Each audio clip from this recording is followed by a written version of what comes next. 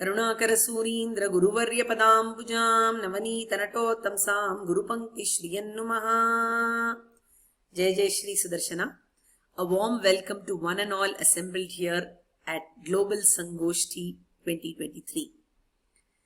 With the divine blessings of Swami Deshikan, we began this journey of having a global satsangam in the auspicious year of Shubhakrit at Sydney. It has pleased Swami Deshikan to bless us to see its glory expand in this second year of Shobhakrit at New Jersey. Today, it's Adiyan's Bhagyam to be presenting a few insights into practical relevance of Sampradayam in this Bhagavata Goshti.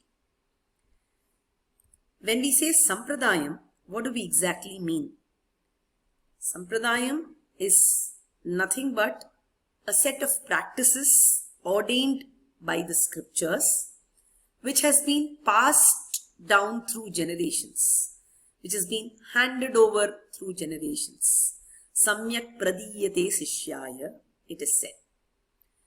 In the olden days, when there was no electricity and fire was the only source of illumination, man ensured that before a source of illumination got extinguished, another source was certainly lit, failing which the entire place would have been enveloped in darkness. So, the value of fire at that time was so important that it was ensured that it had to be passed down to posterity. Similar is the case with Sampradayam.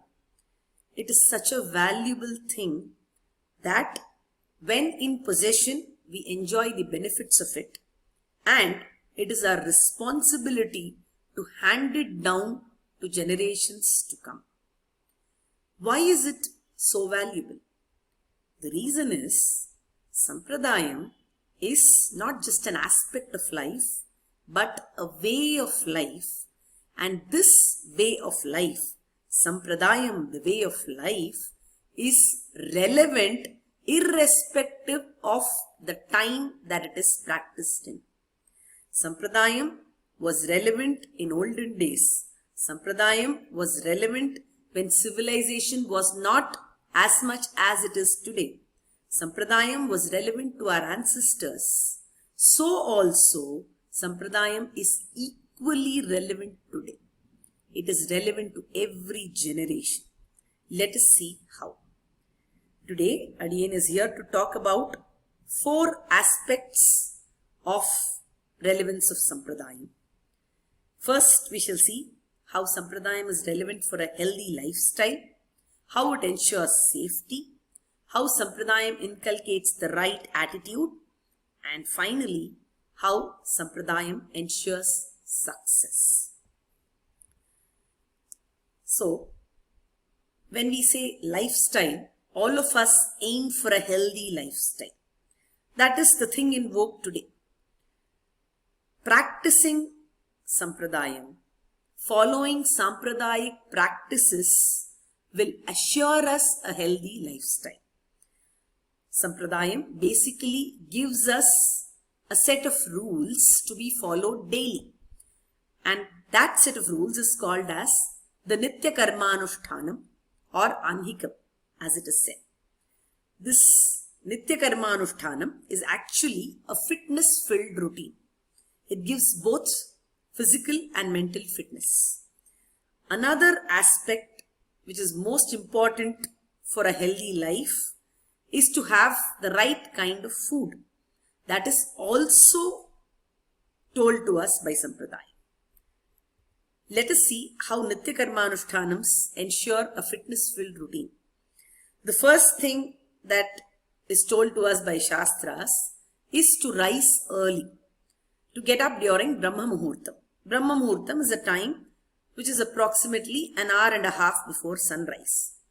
Why is it important to get up at Brahma Muhurtam? Swami Deshikan says, Varirulai vari manam varum unarvodu karigiri maruviya kariyavanadiyinai parivodu paravinal adiyavar palavurai ariyari ariyari ariyari ariye. One is supposed to get up at Brahma Muhurtam because that is what that time period itself is doing? What is Brahma Muhurtam doing?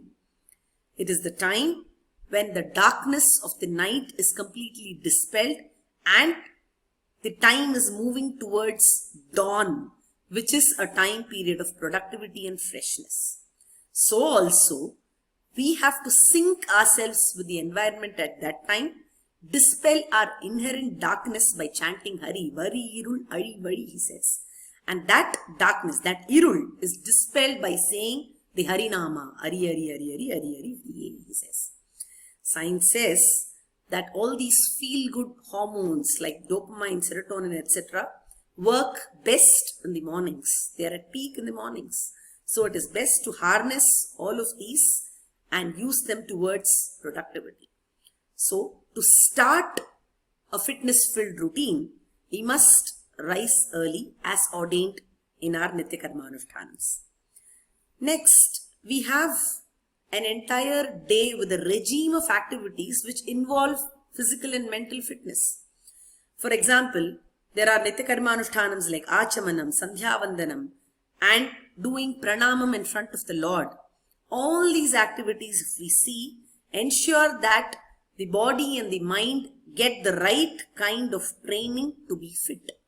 When we do Achamanam, we sip holy drops of water in various positions, chanting various Tirunamams of the Lord, various names of the Lord. This will give us a lot of refreshment throughout the day. And Achamanam is performed as a purificatory activity. It definitely will cleanse us internally and give us a lot of freshness to perform further activities. Sandhyavandanam, as we know, when performed in the right way, will ensure that we are out of any kind of breathing troubles. Of course, this is only for the ones who are eligible to do Sandhyavandanam. When we talk about doing pranamam in front of the Lord, both men and women are supposed to physically bow down to the Lord every day. Each limb of the body moves in the right way to achieve this action, and by this we can ensure that we remain fit the whole day. So these are all little practices which keep us physically fit during the day. Mental fitness is also a part of NITYAKARMANUSHTANAM. We are all taught to do japam while undergoing samashrayana. Doing japam is an activity of mental concentration. Chanting a particular mantra, a particular number of times, being seated in a particular way, having the dhyanam of that deity devoted to that mantra, will ensure that we become empowered over a period of time. I am sure many in this satsangam will agree with Adiyan that if performed properly, the Gayatri Mantram, the Gayatri Japam can get us tremendous benefits. Similar is that with the Ashtaksharam. In fact, Adiyan's Acharya Sri Karunakar Mahadeshikan always says that whenever you feel fatigued, utter the Dvaya Mantram. That will give you back all the required energy to get back into action. Such kind of mental fitness and strength is assured by mantra japam, which is also something that we need to practice on a daily basis. These are all little things which are a part of life, which are a way of life, which when practiced regularly give enormous results. Next, Adiyan would go to AAHARANIYAMAM, which is a set of rules regarding the foods that we must eat and the foods that we need to avoid. Now, when we talk about consumption of food, many a times consuming foods at the right time and in the right combination also becomes important. Every food product has benefits as well as risks. It only depends upon the amount that is to be taken and the time that it is to be consumed in, which governs whether we will get the benefit or the risk. The AAHARANIYAMAM, composed by Swami Deshikan, talks about a beautiful example of betel leaves or vettale. Swami says, Vetrilai mun tinnade tinnum paakum. Swami says that it is inappropriate to consume betel nut or areca nut or paaku alone. Whereas in combination with betel leaves or vettale, it is permitted. Why is it this? Why is it like this? Now we need to understand that both betel nut and betel leaf are digestive aids. That is why they are told to be consumed. But if betel nut is consumed alone, then it can cause mouth ulcers. Not just this, betel nut is addictive in nature. One who consumes betel nut will feel like consuming it again and again. He'll be tempted to do that. Whereas, if consumed along with betel leaves, because of the pungency of the leaves, the desire to consume areca nut becomes somewhat lesser. If areca nut or betel nut is consumed over prolonged periods, we all know that it has the risk of cancer. Betel leaves, on the contrary, possess certain chemicals which are anti-carcinogenic. Science says that it has eugenol and hydroxyclavicol which have anti-carcinogenic properties. So when consumed in combination, betel leaves and betel nut give us benefits alone, and the risks associated with just betel nut consumption is completely nullified. Of course, all of this has to be consumed in limits. Even if we are consuming betel leaf and nut together, when consumed in excess, it could be dangerous. That is a given. Similarly, another thing which has been said in the Aharaniyamam is Oriravil Yelludane Kuditrelam Yelludanil Ennai Tayir Taru Pandangal. We need to avoid sesame oil, sesame seeds and curd at night. That is the meaning of this phrase. Why is it so? Now, sesame oil is known as nallennai in Tamil. Nallennai meaning good oil. So, why are we saying that we shouldn't consume this good oil at night? As I said before, there is an appropriate time for consumption of foods too. Sesame oil, as good as it is, it also has a risk of increasing acid reflux. And when we consume this at night, we generally tend to go to sleep after that and would not consume any food for a long period of time. So if it causes acid reflux, there is no food that is given to make this reflux get subsided. So eventually over a period of time, if one were to consume sesame oil for say years together, he could even end up with a syndrome called as GERD, that is gastroesophageal reflux disease. So to avoid such things, we avoid sesame at night. Similarly with curd, curd leads to mucus formation at night. So it's best to avoid curd at night. If required, it could be consumed as buttermilk. Even Ayurveda Shastra supports this which has been told in the Aharaniyamam. What Adiyan is trying to actually point out here is, if we follow what has been told to us in Sampradayam, we automatically get all the health benefits that medical science has been discovering over a period of time. So it's as simple as following Shastram and Sampradayam to have a healthy life than to go and try and research and discover new methodologies. If we just follow what our elders have been saying, we are ensured to get health benefits. Another very interesting aspect of health benefit that Sampradayam provides to us is that of intermittent fasting. Now, intermittent fasting is known as a lifestyle diet of today. It says that it can handle so many problems like gut healing, cellular waste removal, inflammation reduction, immunity building, detoxification, etc. If we follow NITYAKARMANUSHTANAMS as they are supposed to be, if we follow the AAHARANIYAMAM as it is supposed to be, we are automatically following IF. Well, how does this happen? Swami Deshikan says that we should avoid eating at dusk. Andipodun, he says. Andipod is dusk time. We should avoid eating at dusk and also at late night. Nallirav, he says. Late night, midnight are the times that are to be avoided for eating. So he says that the period for having dinner is anywhere between dusk and late night, which means that say it's around 7:38 p.m. And then when should be the next meal? He says in the next pasuram, Kuli mudalanavai seyyadunnu moonum. We should avoid taking anything without having a bath and without having performed all the morning rituals. Now, if one were to have a bath on time and perform all the NITYAKARMANUSHTANAMS on time, he can definitely not consume anything before 8:30 in the morning. So that gives us a good period of 12 and a half hours of intermittent fasting.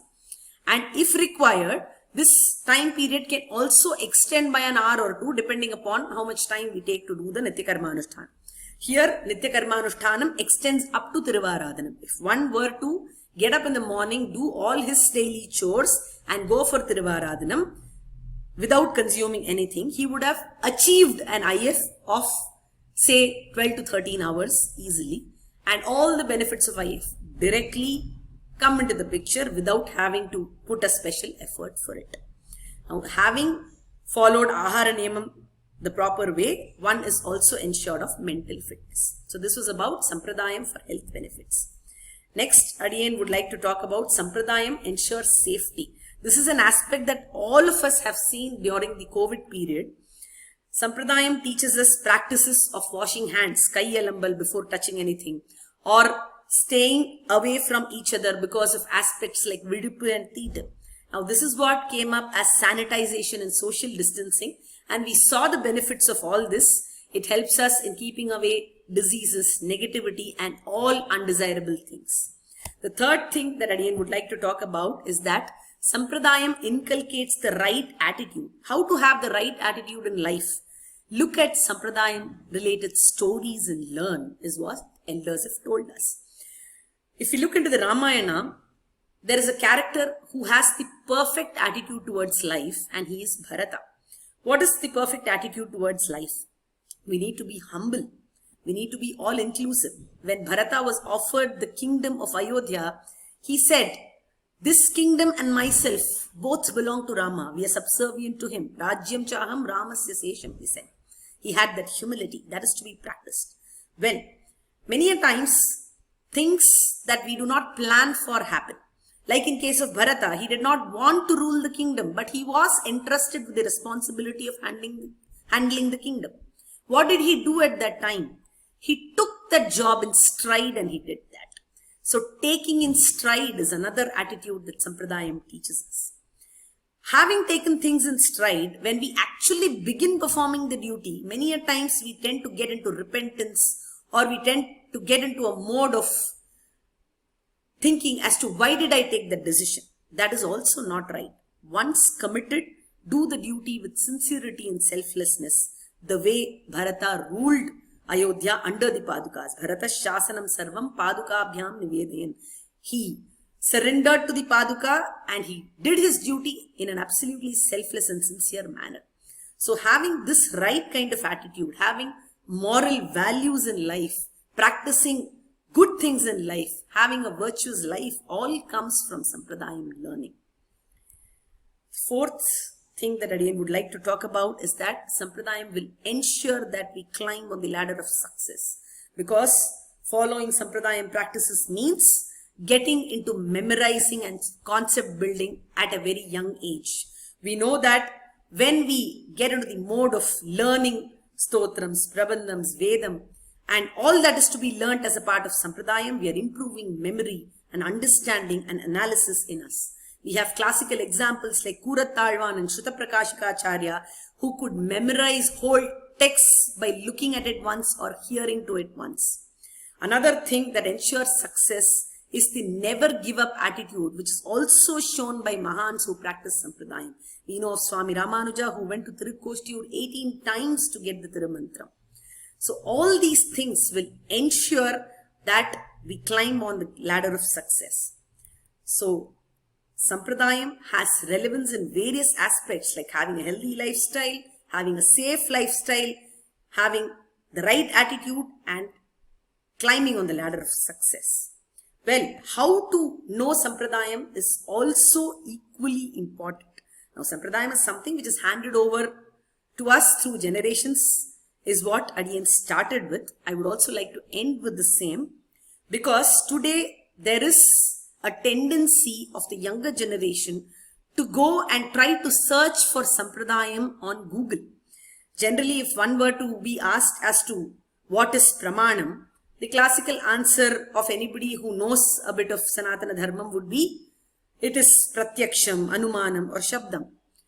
But to a youngster today, if you want to ask what is your source of information or what is Pramanam, he would say Google. Adiyan did a small exercise on Google where Adiyan tried to search for the word Bhagavan, and Adiyan ended up with 62,300 results. But how many of them were actually relevant? If we see, many of them give us misleading information. So this kind of a source is not authentic. If we have to learn who is Bhagavan, then we need to go to the Vishnu Puranam, which will tell us that Bhagavan is the creator of the universe. He is the one who has 6 Kalyana Gunas, and he is the one who protects us. He is the one who can grant moksham, so on and so forth. But does Google tell us all these answers? Ironically, Google did tell this answer also, but as the 27th search on its result. So would anybody have the patience to go through 27 pages to find this result? Adiyan was trying to look if this result was there, so Adiyan went on this exercise. But if we are actually trying to know something that we do not know, would we have the patience to go and search, or would we know what is right and what is wrong to believe in that? So it would just lead to confusion and non-authenticated knowledge. This will not lead us to the right path, and this will not clarify our doubts too. So it is very, very important to safeguard Sampradayam and hand over the practices which have been authentically given to us by Acharyas and elders to the younger generation. So that is the need of the hour.